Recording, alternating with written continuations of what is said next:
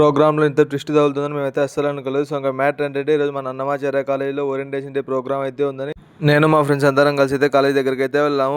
Programme ఉందని వెళ్తే మమ్మల్ని క్లాస్‌లో ఎందుకు కూర్చోబెట్టారని ఆలోచించేలోపే మనకైతే స్వీట్స్, జ్యూస్ అయితే తెచ్చిచ్చారు ఎనర్జీ కోసం. ఇంకా అవి తినేసి ప్రోగ్రామ్ దగ్గరికి వెళ్తే మనకి ఇక్కడే పెద్ద ట్విస్ట్ అయితే తగిలింది. సో, ఇంకా ట్విస్ట్ ఏంటంటే మనం అనుకున్న యాంకర్ ప్రదీప్ వేరు, ఇక్కడ వచ్చిన ప్రదీప్ వేరు. సో, ఇంకా ఆయనతో దీపం పెట్టించి ప్రోగ్రామ్ అయితే స్టార్ట్ చేశారు. సో, ఇంక ఈయనైతే మంచి మోటివేషనల్ స్పీకర్ అన్నమాట. ఇంకా ఈ లైఫ్‌లో జరిగిన కొన్ని సంఘటనలు చెప్పి స్టూడెంట్స్ అందరినీ ఎంతో మోటివేట్ అయితే చేశారు. సో, ఈయన స్టూడెంట్స్ అందరిని ఎలా మోటివేట్ చేశారో అతని వాయిస్‌లోనే మామూలుడు కాదు, స్పీకింగ్ స్కిల్ ఒక కబాలి.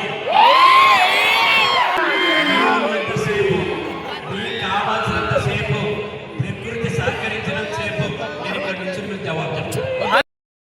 సో, ఇంక ఇక్కడ మా ఫ్రెండ్స్ అయితే ఆయన మోటివేషన్ స్పీచ్ వినలేక ఆన్లైన్ గేమ్స్ అయితే ఆడుతున్నారు.